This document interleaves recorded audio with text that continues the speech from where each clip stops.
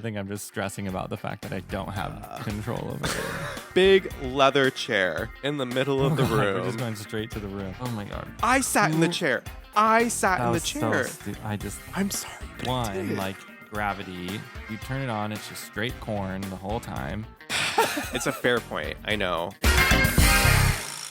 I will say that, like, through just even these first few episodes, we've learned so much. It's completely changed our view of surrogacy, adoption, foster to adopt, all of these different paths to parenthood. Which is actually kind of what we're going to talk about today. Yeah, it is. We're We- going to talk about, like, I guess, what has changed, Where we're at. and like what we're thinking now with Mhm.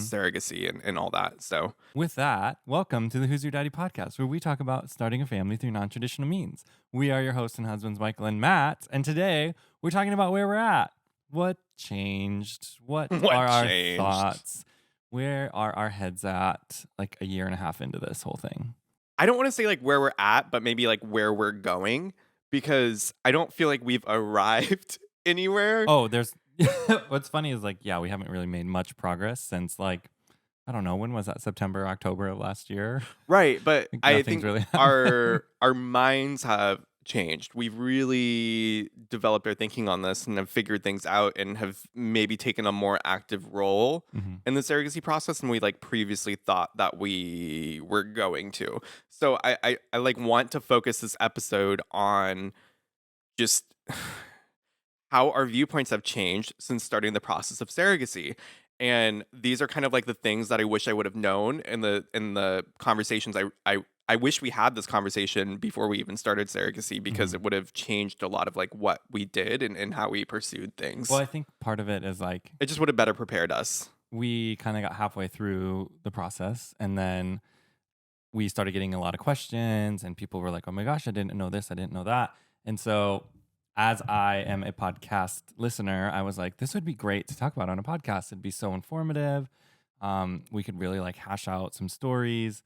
And then as we started interviewing people who have done this and have gone through surrogacy, adoption, IVF, foster, we just learned a lot. And so we've had multiple people that we've talked to since starting the podcast. And I just feel like a lot has changed in our minds since we started doing that, because we started asking a lot of people a lot of questions for a long time. Yeah. Which ideally we would have done before we started everything, you know, but like who thinks about like, oh my gosh, I need to call this person for an hour and just grill them, you know, like who has that time? And what questions are you going to grill them with? Because like you don't know what you don't know. You don't know what you don't know. And I think a lot of the last couple months have been figuring out just what we don't know and how to learn those things. Yeah. Hi, Michael. Hi, Matthew. What a month has it been? It's over. Pride Month's over. I It's don't get cancer it. June season. was like dunsies. It's your season. It's my season. It's your birthday. Yay! Happy Yeah, I know birthday. it's my birthday. Really, really. Is it like a day or two after the Can you believe it? day after this will be released? Feels like just yesterday it was Grimace's birthday. I And now hope- it's yours. I hope social media goes as bonkers for my birthday as they did for Grimace's. Oh, highly doubtful. Social If you- media hasn't gone bonkers for anything more than Grimace's birthday. If you don't know what we're talking about, The big purple blob. there's definitely a small sector of Small. TikTok. I didn't realize like that was a common thing until you like unearthed it. I actually think that most of TikTok is just now Grimace videos. It's just but you can't even get the shake anymore. No, I know. It's really frustrating. I'm sad. We drove to a McDonald's trying to find the Grimace shake, and then we no. realized that it's gone. Matthew wanted to recreate one of the videos, Because but we missed out by like a week. if you haven't seen it, the TikTok videos, they're hilarious. They're people that are trying the Grimace shakes, and then they're like putting a horror film twist on it. It's so unexpected. Mhm. People will chug the Grimace shake, and then they will turn into zombies and start like spitting up the purple nonsense all over their shirts. And it's just It's a so trend bad. going around where it's just going to people passed out with Grimace shake down their shirt. Oh my God. I saw somebody do it at an actual McDonald's and I was like, hopefully they're Like on boss doesn't video or in see it. person? Yeah. No, like I mean they Oh, I was were thinking. videoing like inside of it, I thought you like were. after they closed. I thought you were like actually at the McDonald's they were filming at, and I No, was like, no. whoa, what would you do? Oh my god, that would be hilarious. I'd probably join in. Be like, tag me. Anyway, other than Grimace's birthday and your birthday, Yeah. also important. Very important. One of the most surprising things this last month has just been. I'm not even. It's not been surprising. It's been unexpected. Okay. Releasing the podcast and like going into full on podcast producer mode has been insane. It is a lot of work. But it's been amazing too. But someone was texting me yesterday and I was like, it is so much work, but I like actually enjoy it. Like Yeah. I don't know. It's like actually kind of fun, I think.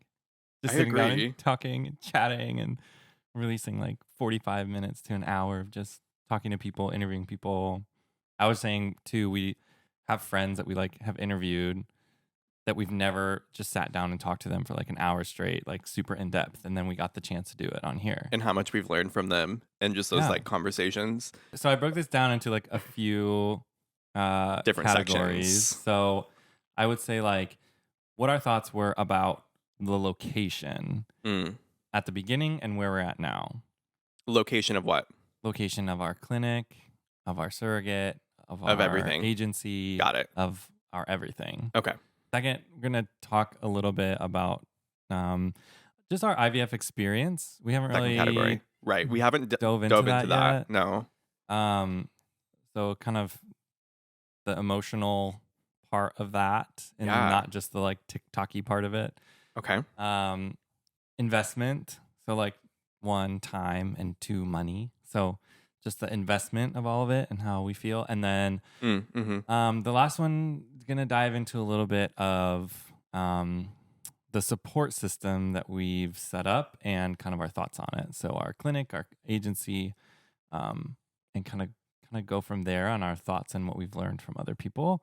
And that's what I've decided today that I love we're that. going to dive into. And I think I'll add one more section. What? On top of that?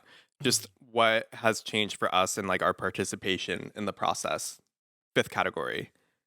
Yeah. I have some thoughts on that. Okay, And we I'll can allow expand it. on it. Yeah.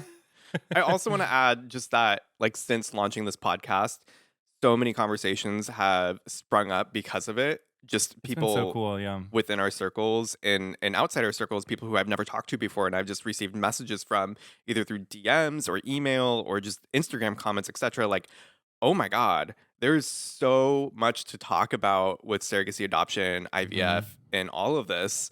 And I thought that this was like an area that, you know, we needed more conversation about and more discussion and more education, but I didn't realize just how excited people would be to like discuss it. Or engage, yeah. Or engage. And I just really appreciate like all of the feedback that we've gotten about this podcast and the topics that we're covering. I don't know, I can't. Speaking of, if you have anything to contribute, you can always leave us a review on Apple Podcasts, Spotify, and also leave us a rating. Love We love that. that. So Really helps us out a lot and it helps us reach the right people. Yeah, and I haven't had too much time to dive into like all of the reviews yet, but actually we need to do that and see if there's like questions. I've looked at the and reviews a little everything. bit, and it's been surprising because it's like really positive stuff and paragraphs. Yes. People are leaving paragraphs. I love that. It is so different from what I usually see on TikTok and Instagram, etc. Because like typically I see an emoji or a cool, awesome, love it, or spam. And like, this is I just like I am kind of new to the podcast world in general, and entering into it, I can see why this is so appealing because you get to know people on such a deeper level, and I just really appreciate that. Yeah. So that being said, let's get into your first topic. Okay. So we talked about this probably, I don't remember exactly what we said, but we talked about this a little bit on a different episode and on social media about like how we chose where we chose. Right. Because currently we had IVF. We did IVF in Texas through a clinic. Our embryos are in Texas. And an agency that we signed with is also in Texas. And we had spoken to agencies on the West Coast and Texas, and I don't remember where else, but I think that's kind of where we focused. Like Oregon, Washington, California were the main ones, and then there was Yeah. like a few maybe spotted around the country. Yeah. And I don't know, we just had a good feeling about it, and maybe we still will.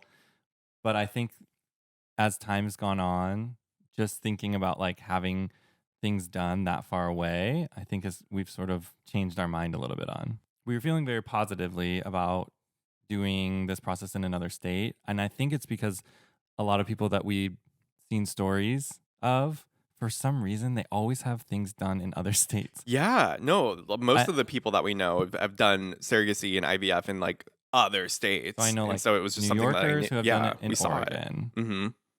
I know And you see people all the time going from other countries and doing it in places like Oregon. Mhm. So for me, I'm like, okay, I know I'm in Oregon. One of the biggest thoughts that we had was that with so many people coming from other states and other countries to do the process here in Oregon or just on the West Coast, like we thought there'd be a lot more competition to Mhm. find a gestational carrier or a surrogate. Mhm. So that was like one of the big implications of like, oh, we should go look somewhere else Right. because we don't I don't know. I didn't want to compete Mhm. to find a surrogate or gestational carrier. Right.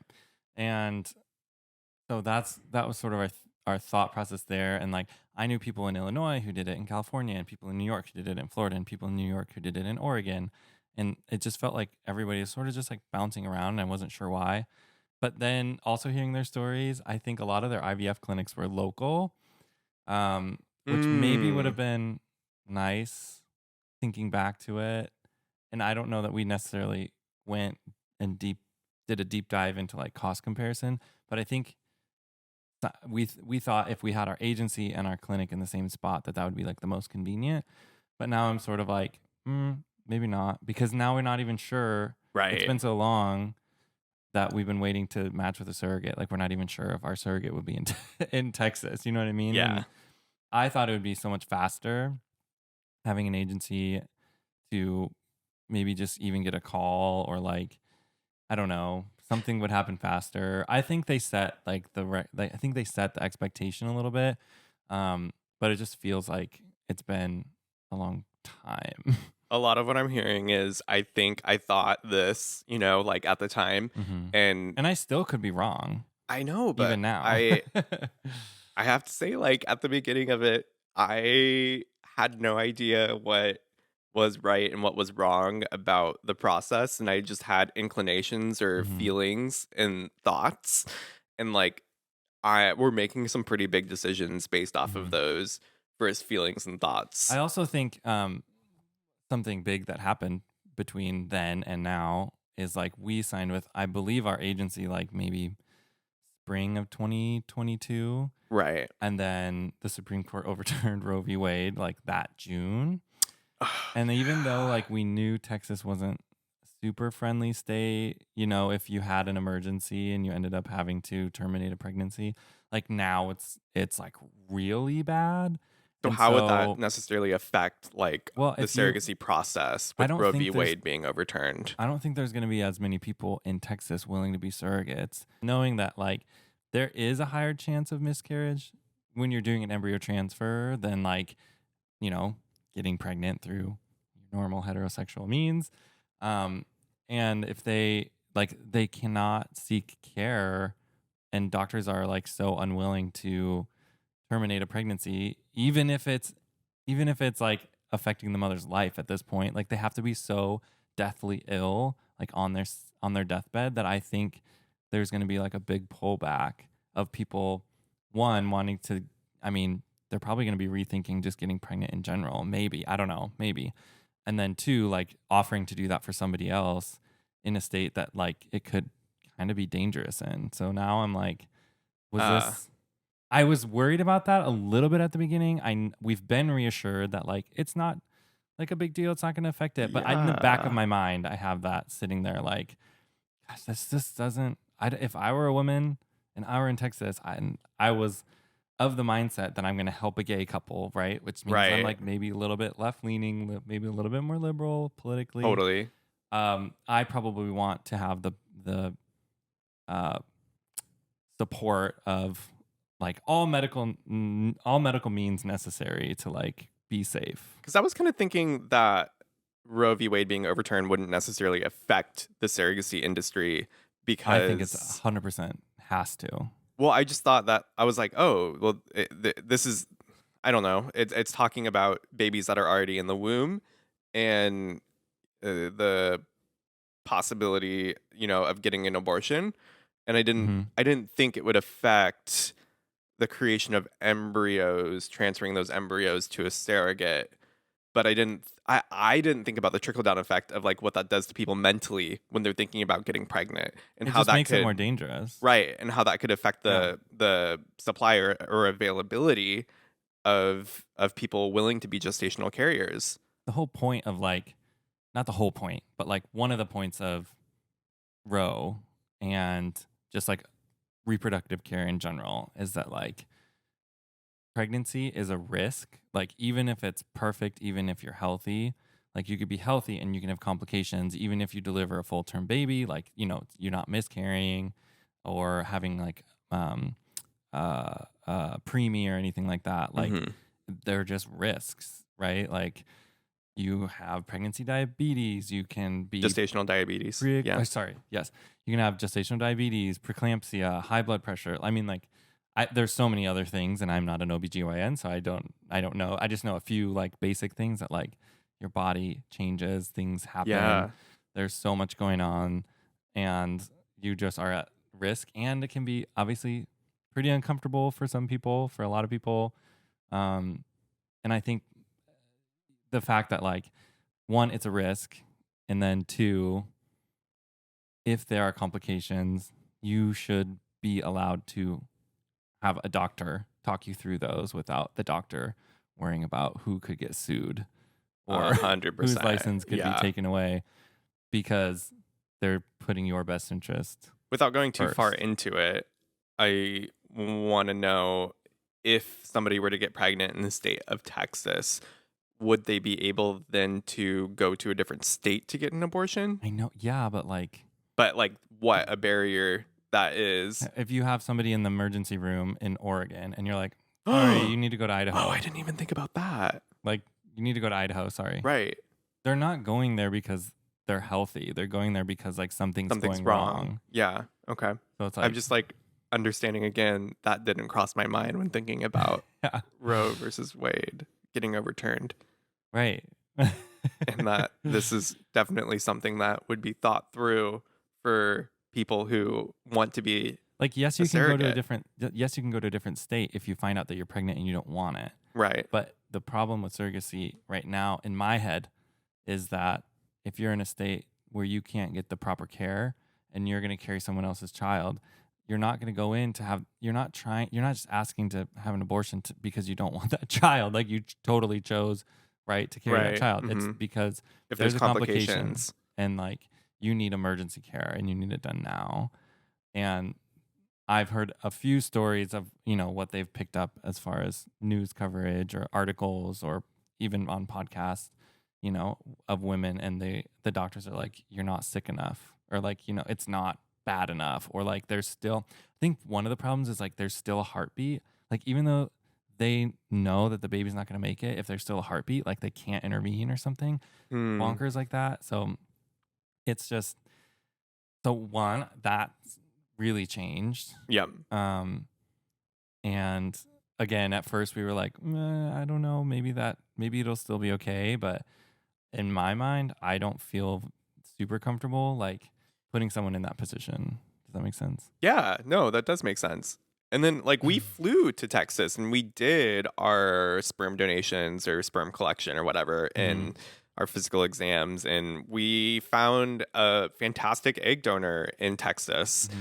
and we did the donation there and went through all of that. So like we did a big portion of this process in Texas Mm-hmm. up until this point.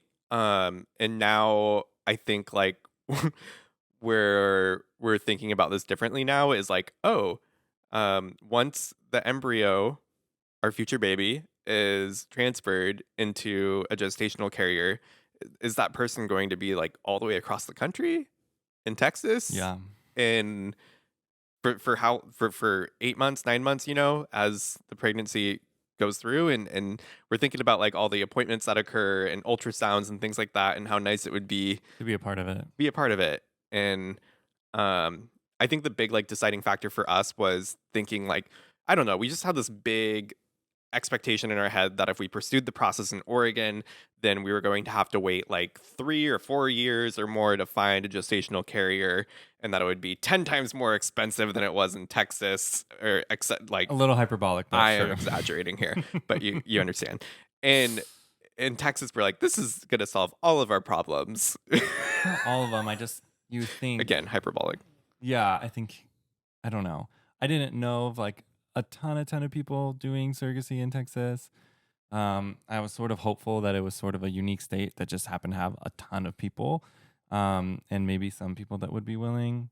And maybe that's still true. Again, maybe it's still true. It's been a long time. We haven't really heard many people being interested in being a surrogate in Texas. And so I think and obviously what we just talked about is kind of like in the back of our heads of like, do we even want this person to be in Texas if we don't know if they will be completely safe? Well, the biggest thing, like even with some of the stories we've already heard, interviewing people on this podcast, the possibility of birth occurring prematurely or Mhm. just kind of all of a sudden, Mhm. unexpectedly, and us wanting to be present for the birth, I think is huge.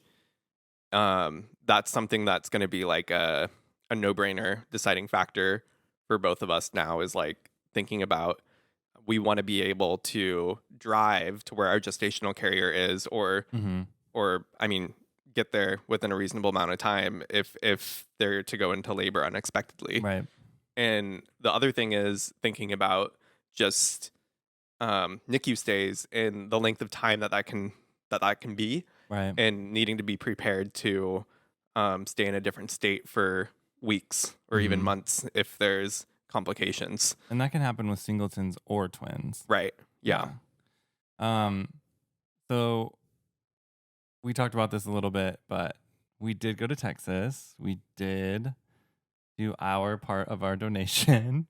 I want to do a Um, whole episode on sperm donation rooms, and I think we can cover most of it here. I don't think it deserves maybe it's an entire episode.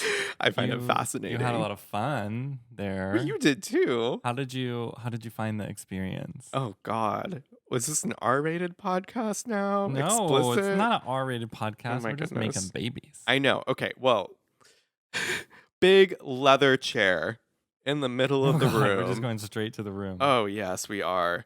And I found it so strange. I just like have never experienced anything like that before in a medical setting, because it feels so sterile, and then at the same time you have this like old school TV with VHS capability. It was VHS, wasn't it? Yeah.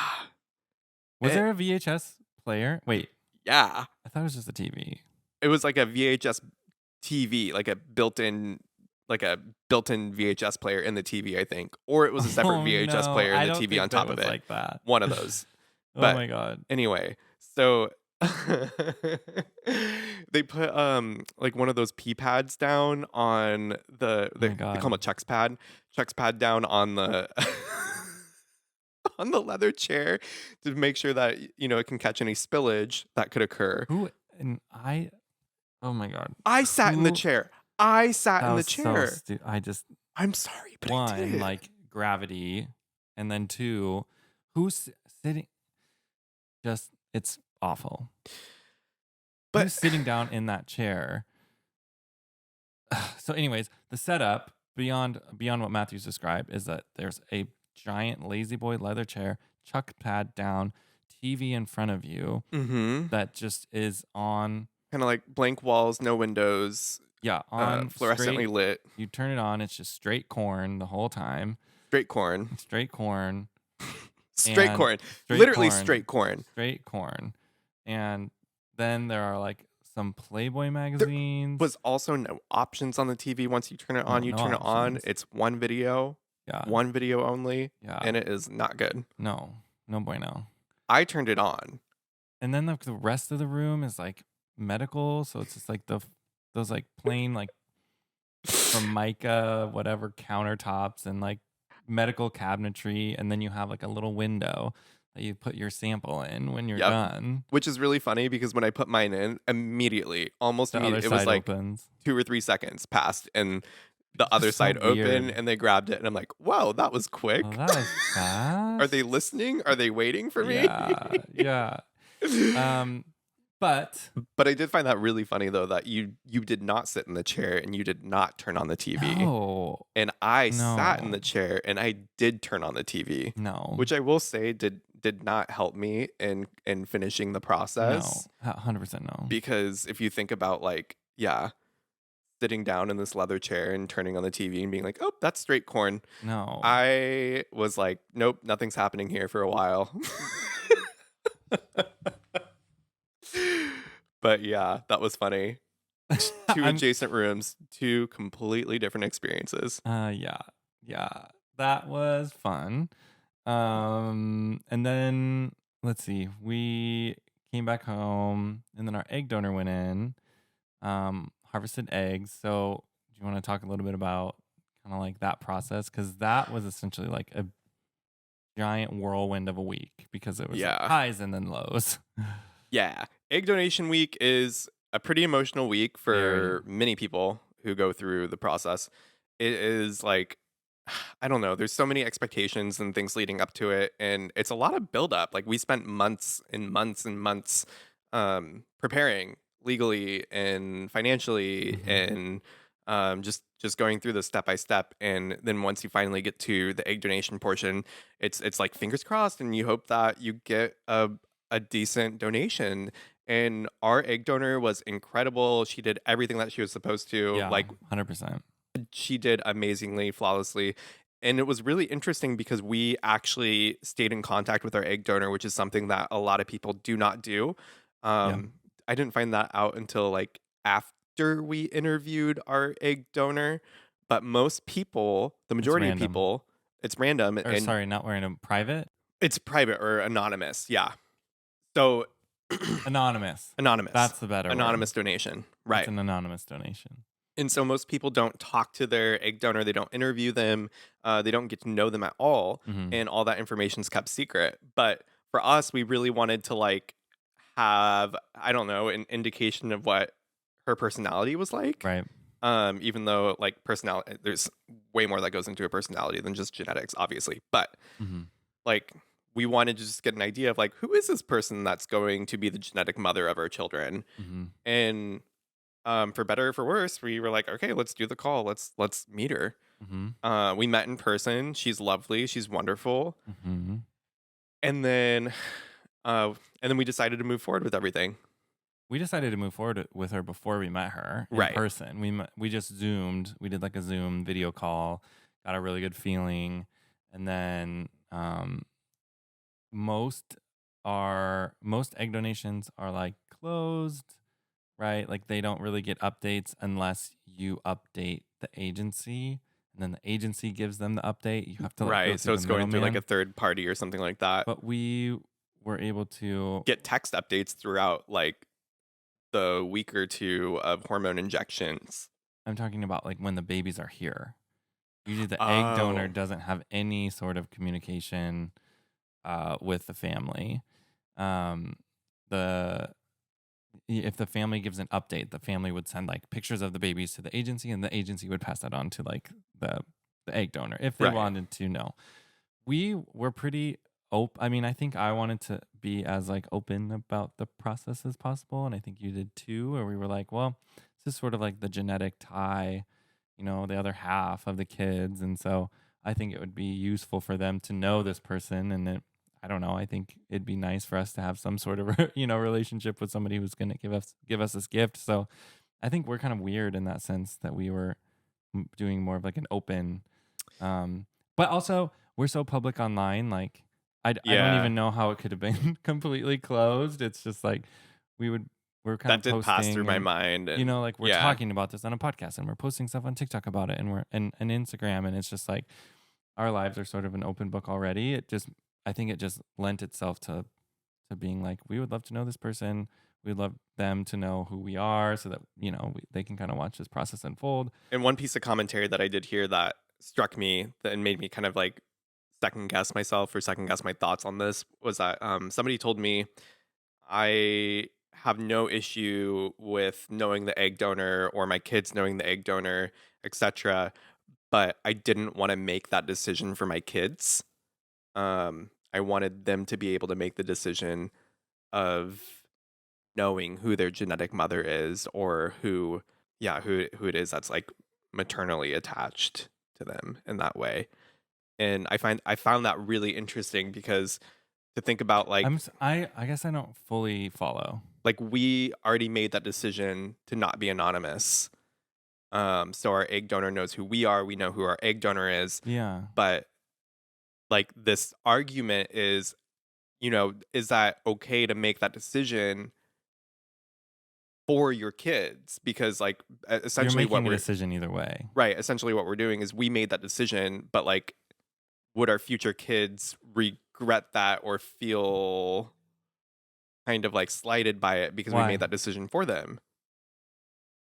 They didn't get the chance to say like, no, I don't want to know who my genetic mother is until I'm They older also or didn't something really like get to that. choose to be made in a petri dish. It's a fair point. I know. I'm a Libra.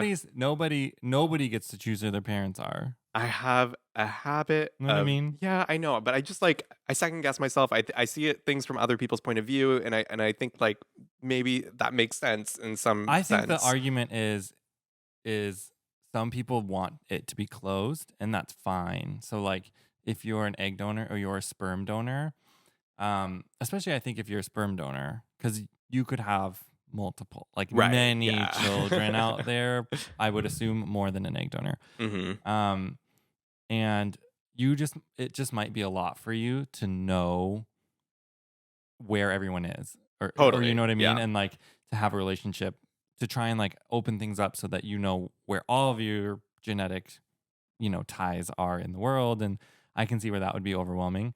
Our egg donor, we said we were open to either.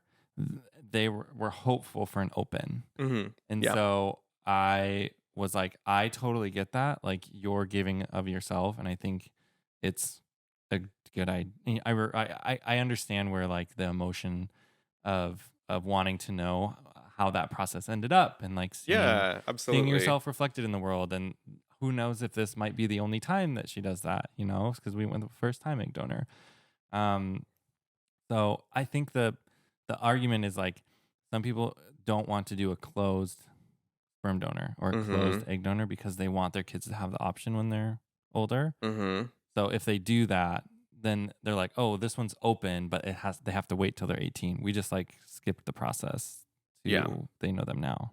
So obviously, there's many ways to do things. Hmm. Like there's good arguments on both Yeah. sides, and there's a lot of different reasons to do it a different way. Hmm. So I mean, like, yeah, it's neither here or there.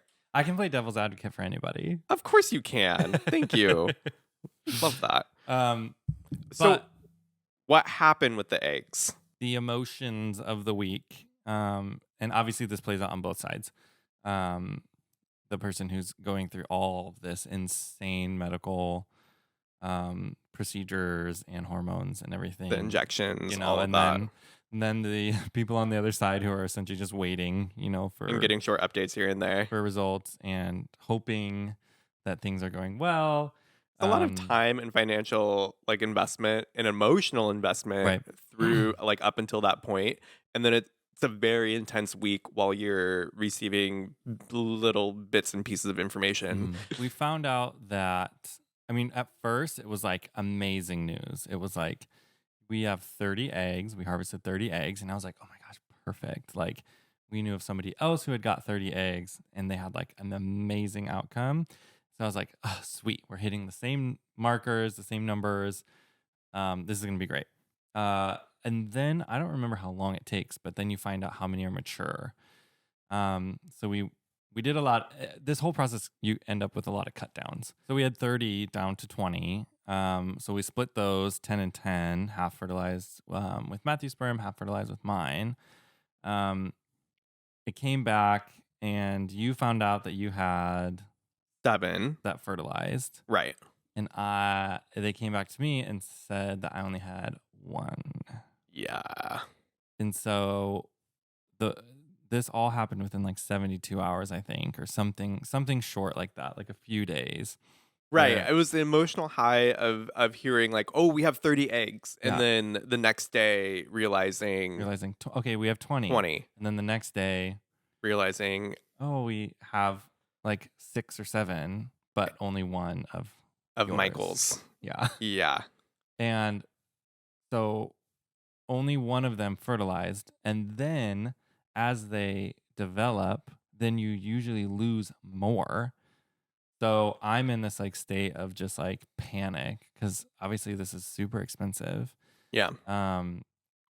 And we could have gone through this whole process. We could have flown to Texas. We could have signed all these contracts. We could have spent tens and tens of thousands of dollars to end up with like nothing. Like I might have nothing. Or just like I don't know. For me, is the emotional impact of the unknown of like not knowing what necessarily went wrong, or like even if we were to redo this process it's all so over again, would it confusing. be the same result? And just like, okay, well, we have these 6 or 7 embryos of mine, and then, or well, blastocysts at this point, and then the 1 of yours, and like, would it, what if we went and did the whole process again? Like, would it be with the same egg donor or a different egg donor? Mm-hmm. And then like, would our children be related at all? Or would it be completely like separate fathers and mothers genetically? And just kind of like trying to piece together Right. this mental picture of what the process was now going to look like for both of us, with the prospect of like not having any viable embryos from Michael's end. Right. So you hear that on like day 1, I think, of like how many fertilized. And then you get an update on day 3 and day 5, if I'm Right, remembering that's correct. correctly. Day 3, they were all still developing, I think. I was down to 5 total. Yeah. And then Year 1 my was 1 still on was there. hanging in there. Mm-hmm. And then we got to day 5 or the end, and all of them had developed. Yep. To that, or mine had developed to that point, And all 5 of mine had developed. So we made it to blastocyst stage, but then we have one more hurdle to go through because now we're going to do the PGT testing, PGA testing. We can't Yeah, figure this out which is like one it a is. genetic testing that they do, Yeah. basically just to look at, I think what they do is they Chromosomes. take chromosomes. Yeah, they take a sample of the placental layer of the embryo, and then it's a small sample, just like a little smattering of cells, I think it's like literally like it's like 1 or 2 cells. I don't even maybe know. 6 cells, something Oh, like okay. that. Like how many cells are there even at this point? We could be off on that number. Who Yeah. knows? It's a bit of cells Yeah. with a micropipette or whatever. And then they look at those cells and they see if they're, I think what they're looking at is the number of chromosomes. Essentially, they're looking at, I think, a number of things. They're looking at the complement of chromosomes, if I'm correct. Mhm. They can check for Down syndrome, right? So they can check for trisomy 21. They can check Yep. for probably like Klinefelters, anything that's like an XXY sort But of essentially they're thing. just looking to see if there's the correct Turner's, number of maybe. chromosomes. And then they kind of like make a percentage of how many cells have the correct number of chromosomes versus incorrect number of chromosomes.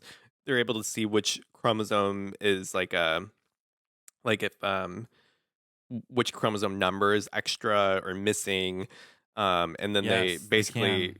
give you a report and say like, here's your percentages of viability based off of like these Mhm. numbers. So Mhm. you're looking at the embryo, the embryo's placental layer, and you're making a judgment saying this placental layer is abnormal with these chromosomes, therefore it most likely will not make it to viability or to be able to birth a child, because it will most likely spontaneously miscarry. They also grade the embryos like based on looks. They called it like a pageant, like a beauty pageant. Like, does this one look normal? And then they give it like a grade, like ABC or whatever. Yeah. And That doesn't really like, I don't know. they're like, it's not the biggest determining factor, but like Can be it's percentage something that we based, you know, can like something that you can kind of look look at to at. see if it gives you an idea of whether or not Yeah. the embryo will make it or not. So we find out after PGT testing that you have 4 Yep. that passed 4 of mine relatively normal. passed.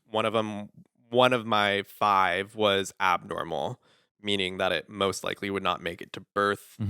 Therefore, we would not continue with that one embryo. And then the other ones have like a little like smattering of beauty pageant grades, but Yeah, all right. good on Mhm. all like implantable Yep. or transferable, however you Totally. want to say that. My one came back and they said that it had low level mosaicism, which I was like, what in the heck does that mean?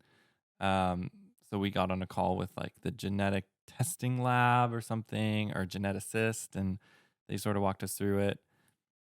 Essentially, it just means that it could have a lower probability of Mhm. like carrying to full term, maybe like a slightly higher percentage of miscarriage. But if everything goes well, then like totally normal baby. Yeah. Like almost 100% normal baby. So I don't know. I think it was just that part has just been the biggest emotional hurdle, because now you have to also then implant that embryo. The embryo has to take, the embryo has to not miscarry and carry to a full term. And basically just looking at all these odds of It just has to make it through all these separate little like hurdles that it feels like the odds are very against us or against it. But at the same time, it's like, I don't know. It was the one, and it was the one that made it through, and it Right. like technically passed everything. So it's like, I don't know. Maybe this could be, maybe it could, just like pass all the hurdles, go through all the things. We really have very little control over all of it. And it's just Mhm. kind of like sitting back and waiting and hoping and fingers crossed that things go well. Yeah. And so that's where we're at on the egg donation of all of it. Yeah, it's still just like stressful because it's always in the back of your mind. And it also leads into essentially the next category, right? Which is just like Mhm. an investment. And it's such an investment of time and money. We've already looked into whether or not we could do another cycle. Oh, yeah. And I don't know. It just feels so it feels unfair to get one embryo and then to go and ask what the cost could be for another cycle. And I'm not remembering if we included the egg donor compensation in it or not, but I think it's like $18,000 to $20,000 just to do another cycle with all of the medications and the The fee medications would be additional to that, I believe. and XYZ. Yeah. And it's like that's like, I don't know. At 'Cause first we were like, I was thinking, well, that's like almost an entire agency fee for an adoption. And it's like, is it worth it to go? I mean, I what do you think when do? when we were looking at it, it would be around $30,000 total. Right. I think that's including the medications, the hormones, etc., that you have to pay for. Um, and so I think when we're thinking about that, it's kind of like, okay, we already have one of yours Right. that can make it. We have 4 of mine that can make it. Is it really? I mean, like, we're not made of money. Right. I'm not gonna like invest another $30,000 when we have the option or possibility of birthing a child with what we already have. Totally. And And that's what it came down to, was like, even though the odds are not necessarily the odds are kind of against us Mhm. as far as like chances go, if both Michael and I were to have a baby of our own.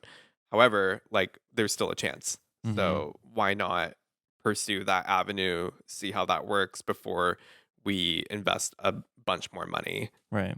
for a possible maybe. Yeah. Because I mean, a lot of people end up with 3 or 4 viable embryos, right? And then you'll have failed transfers. And we know people who their first transfer was perfect and it went well, and then their next 3 failed. And we know other people whose first like 2 or 3 transfers failed, and then their fourth one, like on their last embryos they had, took. Wow. And it's like this. It's just so. So we haven't it's even tried you like just one don't transfer even, yet. and you just don't even know. You Yeah. just don't know what's gonna happen.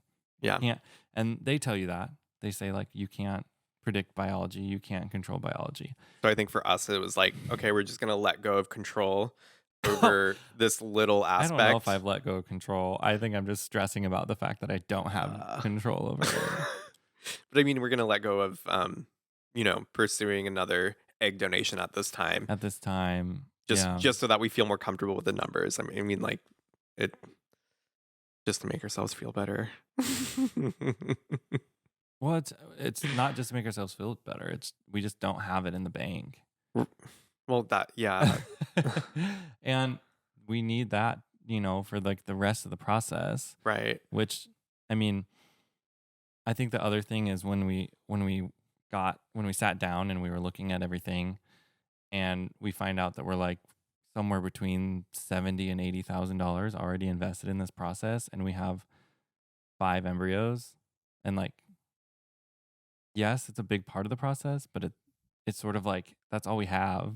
I don't know. In my like twisted, I don't know, maybe pessimistic mind, I'm like, all we have is like 5 embryos, sitting and waiting, and that cost us like that much money, and there's still so many still so many steps to go through.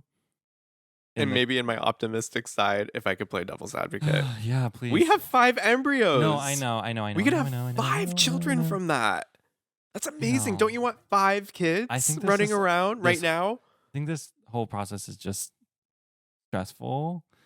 And I think all these processes are stressful.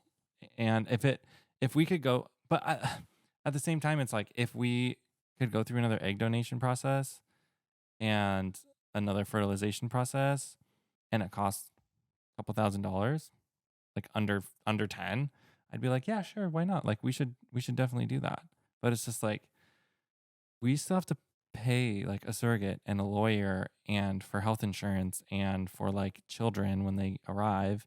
Yeah. And just it's overwhelming, I think, from the what is that called? Pragmatic side of things. I'm learning that a lot of people have taken out loans just to do this process. That is not something that I would like to do. I'd like to try and get through this process without having to do that. Yeah. Or having to dip into retirement or anything like, I don't know, just more I think we'll financially be burdensome. very fortunate if we don't have to take out loans or dip into retirement. That'll be I'll feel pretty fortunate if we get through the process without doing that, because I know that's not necessarily the norm. Right. So, no, we'd be very lucky. And I think, that. And it's not like people plan on taking out loans going through the process. It's just that complications occur and things come up and you have to redo the egg donation cycle and you have to redo transfers, things like that. So like, yeah. Yeah, you do. And that's, and there's a lot of times where that happens where you like, it costs thousands of dollars just for a transfer. Mm-hmm. And so that's also something that we have to think about. Like if the first one fails, it costs more money to do another one. There's no guarantees. Well, if we haven't convinced you not to do surrogacy yet, keep on listening. No. I think it's just that's the time and the investment part. It's just like it's so much time in the back of your head to think about all the things that could go wrong. Yeah. And as we sit here and we wait to match with a surrogate, it's just like, man, I feel like we're gonna need somebody who like is very, very perfect on paper, because it's like you don't want this and to you go say wrong. Sitting here waiting to match with a surrogate, I feel like now we're taking an active role in finding a surrogate. Well, we just and that's recently something that's did. changed. Yes. And that's next list on the next the point. Next thing on the list is essentially, like this time investment is sort of frustrating a little bit. And a lot of people that we've talked to have sort of done that independently, outside of an agency, like finding their surrogate, interviewing their surrogate. Um, if you do that, it's a cost savings, but it's a lot more legwork on your side of things. Hmm. So, but anyways, you can talk maybe a little bit more about how that came to be, or like, I think you're doing most of that. I think like I didn't really know how much of an active role we could play. I guess point four and point five kind of blend in together then if this is really point four. But like the sense of how much of an active role we could play into finding our surrogate. Because I was simply unaware of the ability to find other people online who I don't know, just like in the independent sense. I thought like most people I thought the vast majority of people went through an agency. I didn't really realize that there was a large percentage of people who actually pursue this process completely independent of I an didn't realize agency. that there were women interested in being surrogates who were not interested in signing up with an agency. Right. Like, because those Facebook groups are, Some of them are agency friendly in the sense that like agencies can be on there and they can advertise their but they're not services. signed with an agency. Some of the people on these Facebook groups are signed with Oh, okay. agencies, but they might not necessarily, and I don't know like the legality of it or like the exclusivity of it. It's probably different per agency and per agreement, but like if uh somebody is signed with a surrogacy agency, they might also be open to working independently, and it just depends on Mm. the parents they want to work with or the intended parents. Mm-hmm.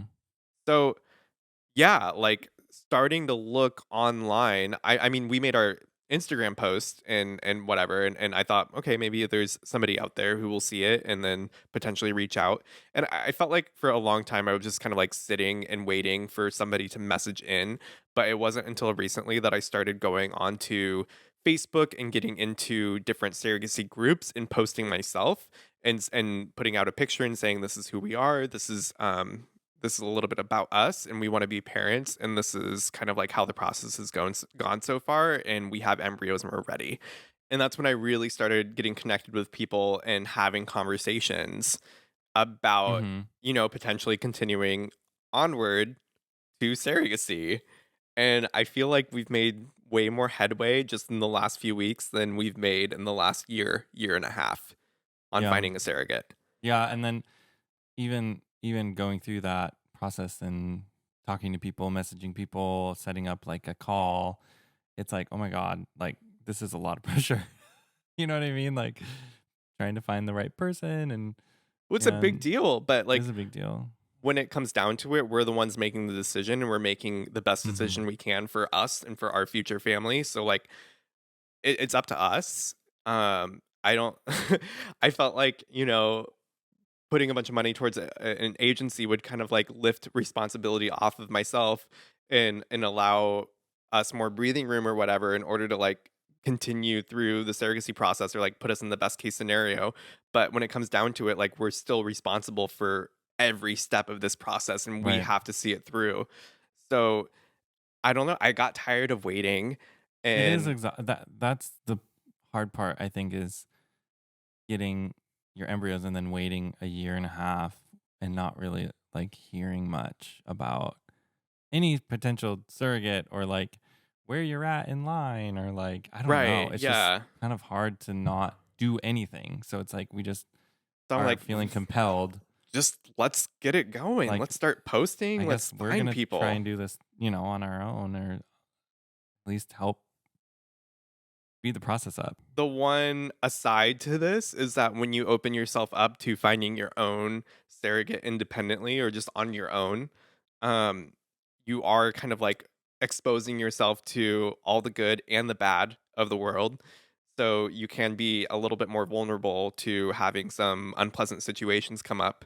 Um, and I mean, like, we had a great interview with one surrogate, Mm-hmm. with one potential surrogate who was amazing. And like, we could Very much potentially, a potential. yep, we can But it was continue like on our that road. first. That was our first interview. So it's like get a few under our belt maybe before we just like jump in, right? And then, like, I spent a long time conversing with another potential surrogate online, just back and forth communication, messaging back and forth. And then I set up an appointment for an interview.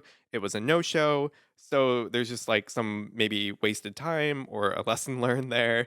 But those things happen too. And a potential surrogate could be a no-show for I don't know, anybody could be a no-show on it. But like we've heard horror stories of surrogates not showing up for something or pulling out at the last second. Mm-hmm. You go through all the legal process and the medical process, etc., and then it's like, okay, it's time for the transfer, and then they pull out. And like, fair enough, it's their body, their decision. They get to choose. That's okay. Sometimes we make a decision and then we go back on that decision, and that happens. It's just a lot of emotional investment, time, and financial investment to put into it to then kind of be let down last minute. Mm-hmm. So, but you're vulnerable to that no matter if you're with an agency or you're with, or you're going independent or Right. looking for someone yourself. I don't know. So we're still looking for a surrogate. If anybody's interested, Here's our advertisement. Yeah. Here's our advertisement.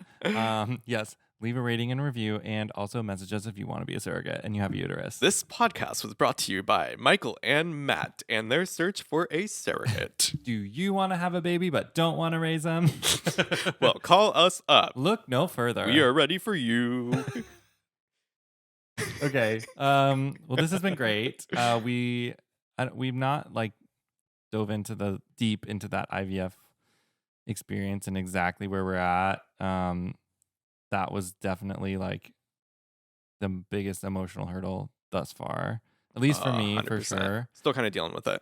Oh, totally. It's fresh. It's totally, yeah. And it's almost one of those things. It's like if that embryo is not going to work, I just want to know now. Like I want it. I want to have a transfer. I want to know if it took. And then if not, then I want to be able to like just like have that answer, But that anyway, being said, like we do feel fortunate that we have the embryos that we have. Like that's Yeah. amazing. and you can definitely end up with none or one or two, and we have 5, and like that's great. It just there's so many things that we can't control, and we're just going to continue forward and hope for the freaking best. But I think one thing that I've learned in the last year and a half is that we have a lot more control over this than or not control. We have a lot more ability to like participate. We have a lot more ability in to this. influence, potentially influence the process, or at least the speed at which the process happens. We can take responsibility. We can Well, like I mean, we can put the responsibility on ourselves and see it through. That's what I mean. Like, I don't know. I just felt so far removed from it at the beginning of it and thought it was something that happens far away, something that we are just going to be getting updates on and providing input on, etc. But now I it feel feels more like personal. we're putting our hands in it. We're getting our hands dirty, and we're going to be working through it. We're going to be. We're gonna deliver that baby ourselves. Yeah. Just kidding. No, we're not going to do that. But with that being said, it's like you start somewhere and then you get somewhere completely different, just like this podcast. We started somewhere. We didn't know where we're going. We thought we knew where we were going, and then we ended up somewhere completely different. Well, I think that's all we have for today. Yeah. I think we're just gonna wrap it there. I feel good. Thanks for listening to our story and just kind of the ups and downs and constant thoughts that are going through our head of like, are we doing the right thing? Did we do this in the right spot? Like, did we use the right clinic? Are we pursuing this in the best way possible? I'm gonna normalize. Normalize. Can we normalize this? Just bring familiarity to the fact that a lot of us don't know what we're doing and we're trying our best, and it's okay to feel uncertain about the way that you're pursuing this. Mm-hmm. And it's okay to learn and to change Mm-hmm. your minds on things, and that's okay. Yeah, and I don't We're think all you're ever learning. going to go through this process and think like, oh my gosh, I did everything I'm perfectly. So excited about everything I did, and I did everything perfectly, and nothing could have gone better. Maybe that's the case for some people. I just think that that's very rare. So if you're feeling that, if you're feeling the pressure, the uncertainty, I am right there with you. Mm-hmm. And seriously, like send us a message. I want to hear from you. I want to hear from you on what you've experienced with non-traditional paths to parenthood, whether you've gone through the process, whether you're currently going through it, or you're just thinking about it, or I don't know, not even interested in it, and you're just here to have a good time. Well, with that said, again, thanks for listening. Leave us a rating and a review.